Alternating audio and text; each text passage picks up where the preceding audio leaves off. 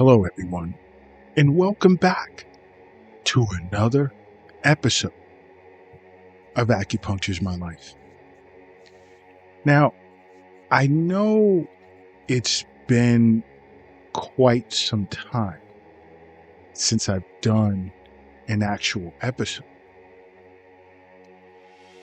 but here at Acupuncture's My Life in New York City, I've been quite busy expanding and seeing many more patients. Because my primary objective isn't so much as social media as it is or would be serving as a doctor of acupuncture. Because as you can see from my logo, my trademark, acupuncture is my life, as well as you should make acupuncture a part of your life. It's important. But now today, I want to jump into discussing certain habits in which many of you may partake in, and you think that it's very good for your health, but it can do more harm than actual good. And sometimes when I sit with my patients, they're in shock with regard to this, because most of us strive for good health and we want to live a long and healthy life.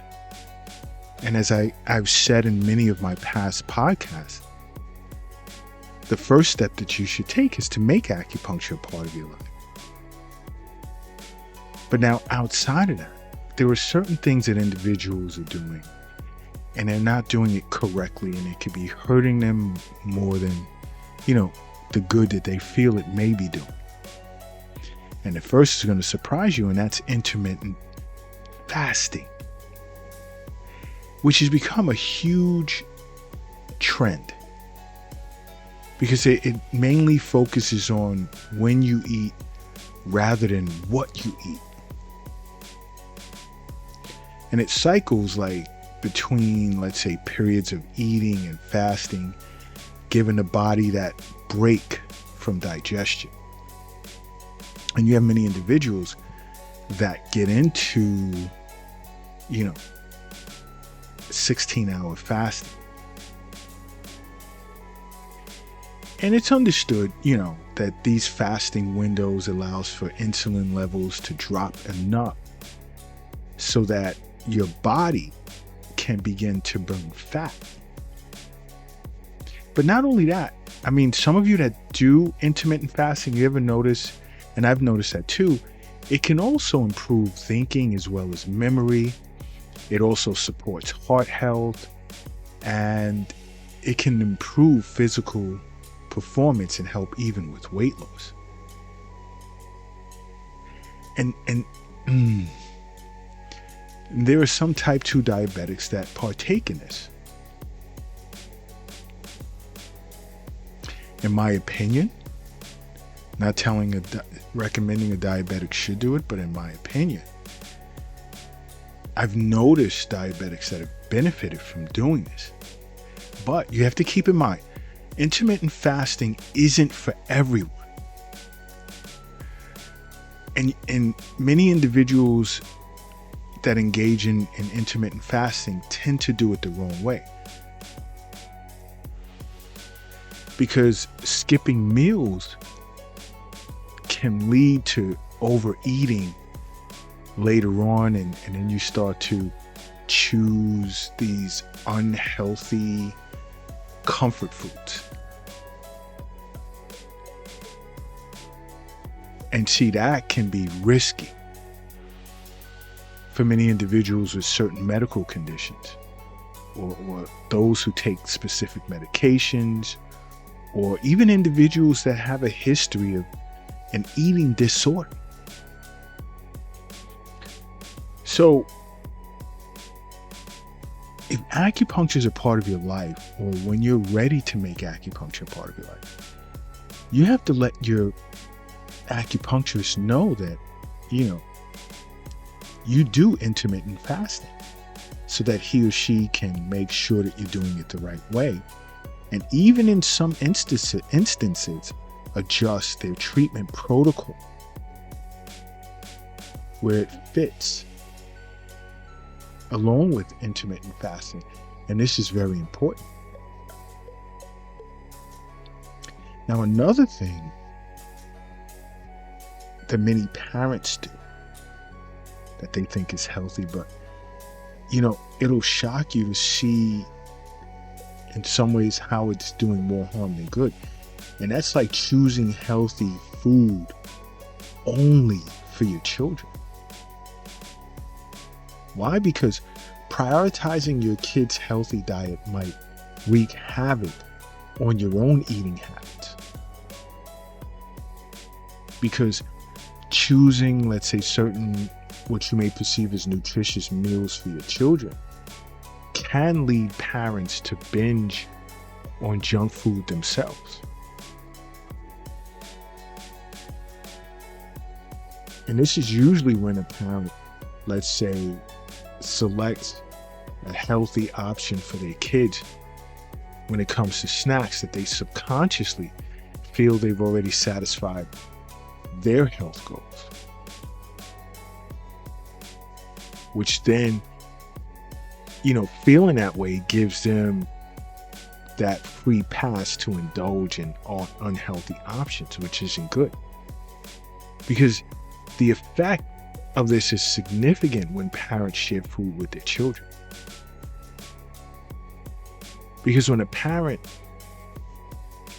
expects to, or they eat some of their children's healthy meal, they're then more likely to order something indulgent for themselves. They believe that they shared healthy bites balance out to junk, and they end up unintentionally sabotaging their own waistlines as a result. So be careful with that. But another thing I want to dive into is many individuals with sleep disorders. If you have a sleep disorder, you're suffering from a sleep disorder, make acupuncture part of your life immediately. Because many individuals tend to turn to sleeping with white noise. And those machines have become a popular sleep accessory, and albeit for a good reason. But then what happens if you go somewhere you don't have that machine? And you become hooked on it. You become dependent on this machine for you to get to sleep.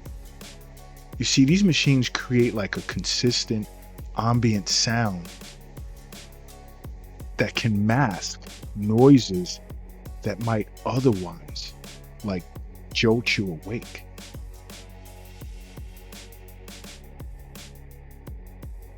So white noise helps the brain ignore those disruptions. All right. Make acupuncture part of your life if you suffer from a sleep disorder. All right. Because this continuous noise might actually lead to more fragmented sleep, or even negatively affect how the brain processes sound. And that's key. And many individuals are unaware of that. Some individuals turn the volume up too high, which can damage their hearing over a period of time. But if you use these machines, the white noise machine, to sleep, keep the volume low and keep it as far away from your bed as possible. Or better yet, simply make acupuncture part of your life, because an acupuncturist can design a sleep treatment that'll help you get to sleep easier, stay asleep throughout the night, where you're well rested for the next day. But another one that really irks me is seeing individuals or hearing some of my new patients discuss how they've turned to drinking diet soda. No, no, no, no, no, no, no, no, no, no, no, never, no. Okay?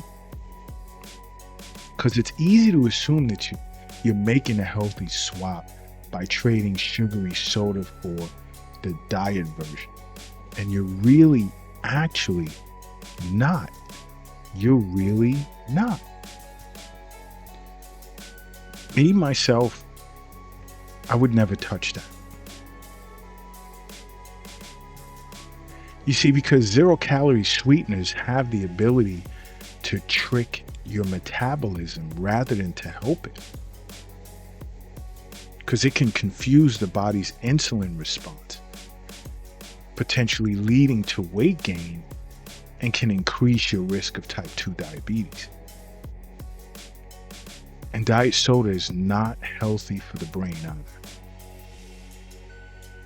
Because drinking, let's say, artificially sweetened beverages on a daily basis, it tends to be associated with nearly 3-fold increase in a person's risk of stroke as well as dementia.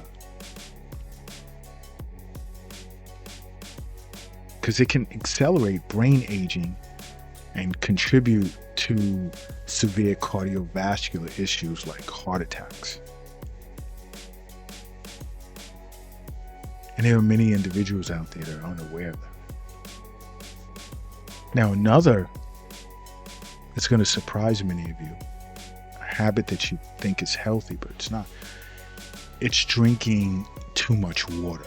Now, I tell my patients all day, every day, water, water, water. Water should be the first, possibly only thing that you drink, but, you know, if you do drink anything other than water, let it be herbal teas. Oh, but doc, where am I going to get my electrolytes? They ask. From the fruits and vegetables you consume?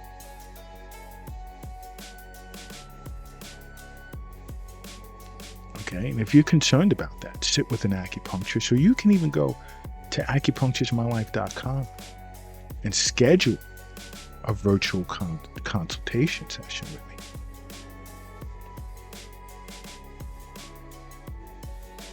To discuss it further, along with other things. I mean, there's so many ways at acupuncturesmylife.com you can learn so much about acupuncture. You can listen to my first acupuncture album. It's Acupuncture's My Life Volume 1, streaming on every music platform. But you have to type in Volume 1. Because if you only type in Acupuncture's My Life, you're going to get the podcast. But if you type in Acupuncture's My Life Volume 1, you'll get the full album that explains acupuncture and its benefits. And as a matter of fact, I just completed the last song to Acupuncture's My Life Volume 2 that goes into the functions of the internal organs and how acupuncture affects your internal organs. I'm pushing for the release date to be April 8th, but there's a good chance it may change to May 15th. But I'll keep you guys updated. But let me jump back into discussing drinking too much water. Now, I speak about water to all of my patients and the benefits of it. But then, there are individuals out there that tend to overdo it. And now it's called water intoxication at that point. Because now that disrupts your body's electrolyte balance. And in extreme cases, it can even become life-threatening. So you really, when I walk my patients through adjusting, but not overdoing it. They notice how much they feel better, but I then have to stay on top of them about not overdoing it. Because you don't want to drink more water than your kidneys can filter out. And as an example, you don't want to do more than 1 liter of water per hour. because, this excess liquid tends to dilute the sodium in your bloodstream. And when the sodium levels drop too low, fluids rush into your cells, and it tends to cause the cells to swell. And this swelling becomes dangerous when it affects your brain, because that can potentially lead to seizures or even coma.